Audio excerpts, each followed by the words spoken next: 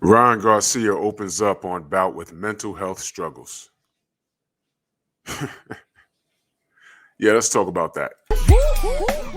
Push the weight and now flex. Alive is 1 in 6. Fit the runner, boy, you nigga, no question. You will run a motherfucker high stepping. Hey, you never had a big enough weapon. Motherfucker never learned your lesson. I'm a 88 pack nigga. I'm a 88 pack nigga. I mean, day walker, drink blood, fangs out, full moon, motherfucker change like a hoe. Nigga. I'm just a nigga from the hood trying to stack a little cheddar for the money.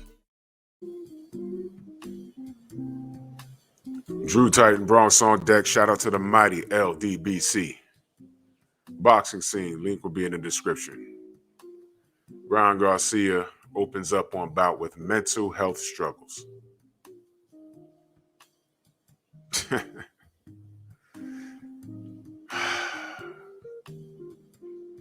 Ryan Garcia's biggest win of his life may have been the one earned from outside the confines of a boxing ring.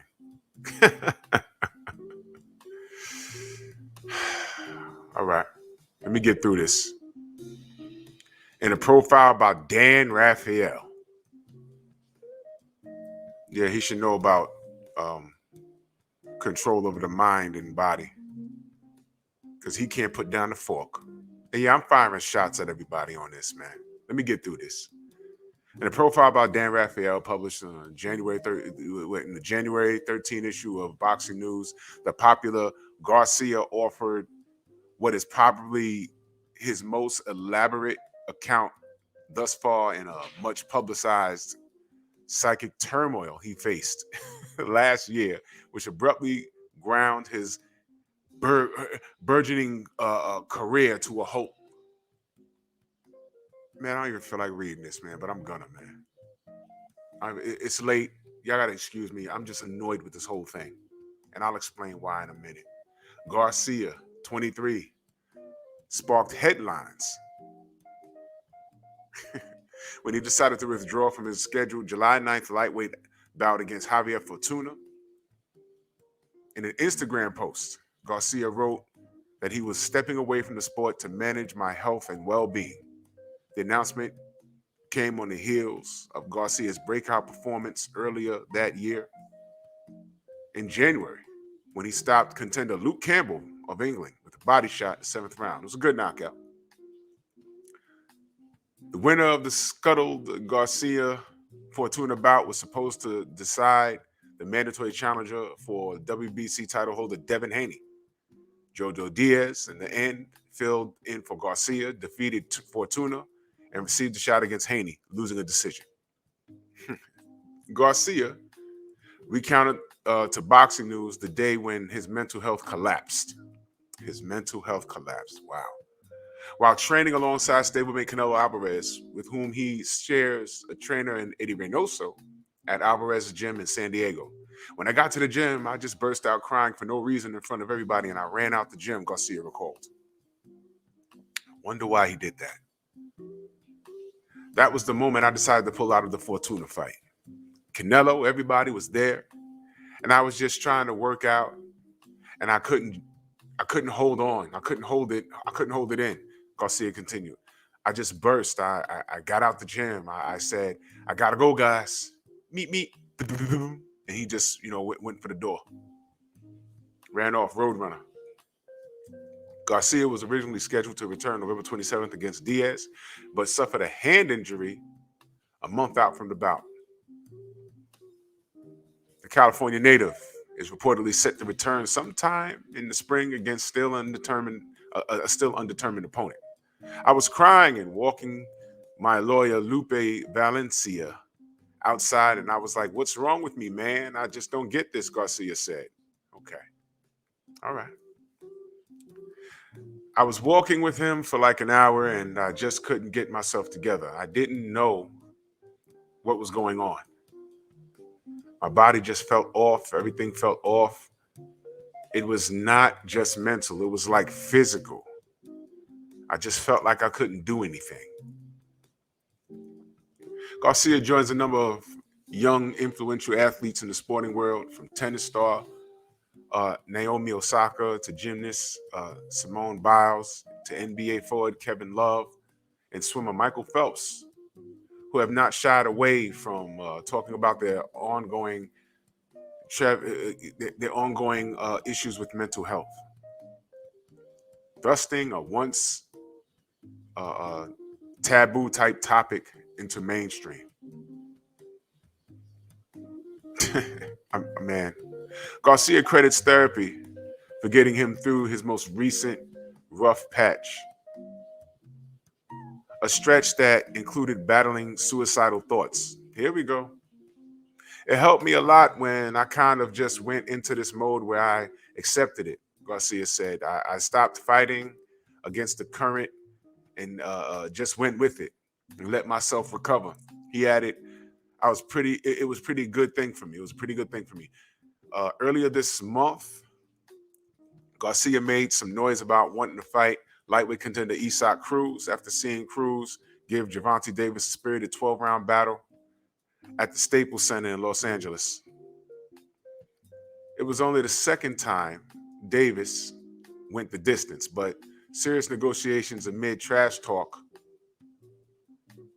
between the two sides never got on the way. Oscar De La Hoya, Garcia's promoter, recently tweeted that he was working on a huge fight for his charge, which is reportedly targeted for the date of April. That is the article. Link will be in the description. And here's my thoughts. I don't play with mental health. I think a lot of people need therapy. All right?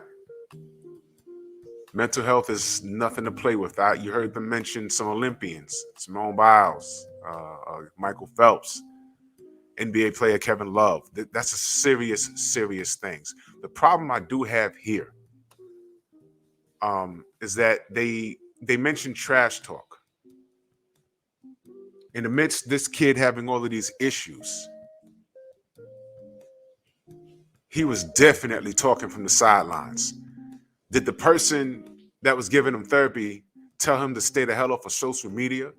If you're walking away from the sport, it might have been a good idea to just totally walk away from it.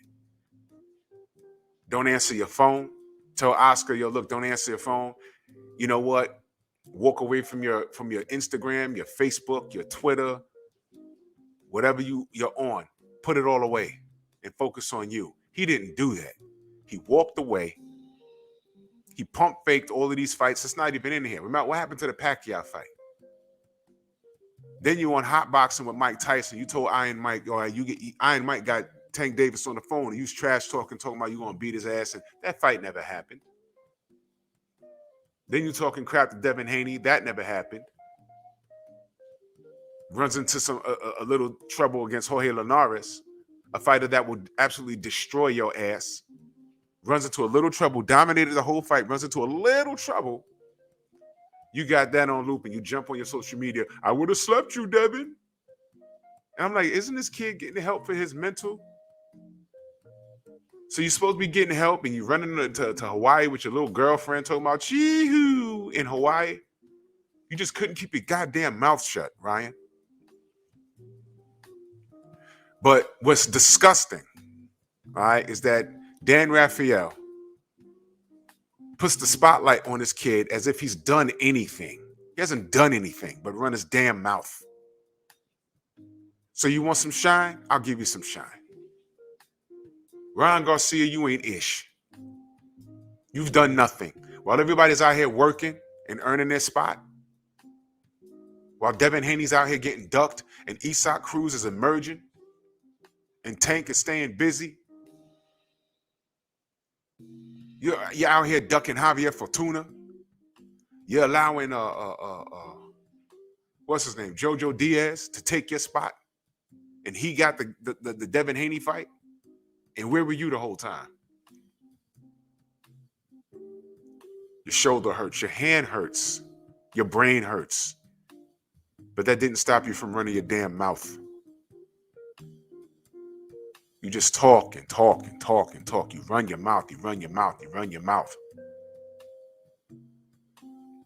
And you've done nothing.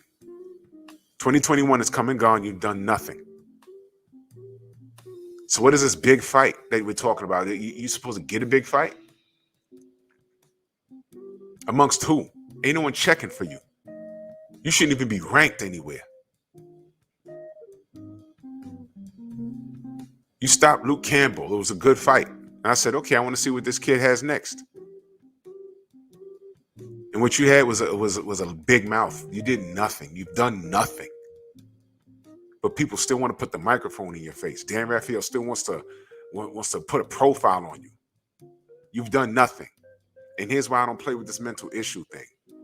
All right, we're living in an era right now where people have been suffering. This pandemic has taken lives. It's taken people out of my life that I've known, that I've grown up with, known all my life. And it's hit me like it's hit everyone else. So when people claim that they have mental struggles, and I think they're full of shit, I take offense to that. And you, Ryan, you're full of shit. I believe that. I don't believe you're going through what you're going through. The last thing I heard Canelo say was that you're wasting your youth. You're wasting your talent.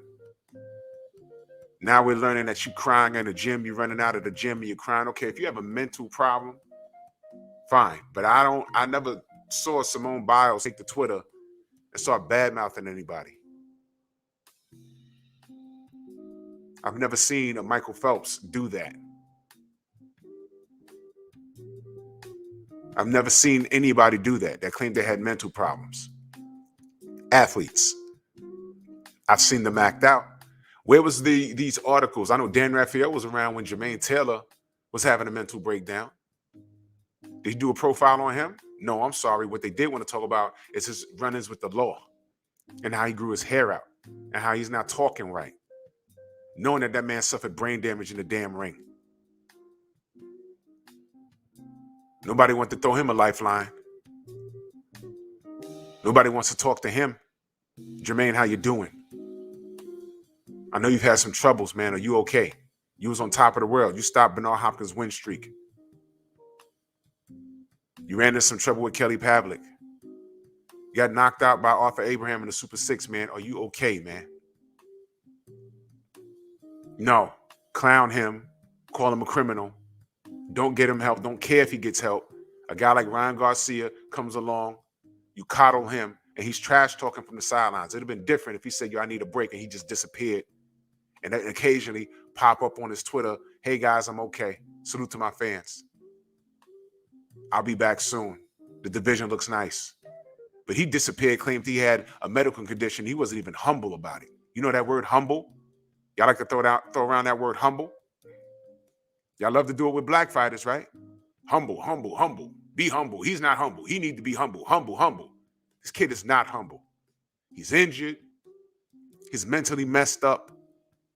But he's on Twitter talking about he's going to whoop everybody's ass. That's not humble, man, especially when you're not active. So no, I don't believe him. I have no sympathy for him. Boxing is a what have you done for me lately sport. And what he's done lately is not a goddamn thing. So you can buy this pity party if you want. I don't buy it. And for everybody that brings it up and talks him up, you want to keep him in the spotlight? Fine. I'm going to cut him down until he does something that makes us turn our heads and say, okay, now that's boxing. I forgot this kid is a boxer. Difference between him and the guy in the back, the blurry vision, Oscar, back then, the difference is with Oscar, at least we could say Oscar was an actual fighter. Hall of Fame career. We joke about it now, about, what he's done and what he's been through or whatever, but when he wasn't active, he was a fighter. At least we could say Oscar De La Hoya was a fighter. This kid, no, not at all. Miss me with the pity party. Miss me. Kid, retire. Because now, when you get in the ring, if you get a big fight with a big name, oh my God, everyone's going to be watching you. If you think you have anxiety now, if you're even telling the truth about it, wait till you walk down that aisle and God forbid you're in the ring with a Tank Davis or a Devin Haney. Man, you ain't even want no smoke with Javier Fortuna.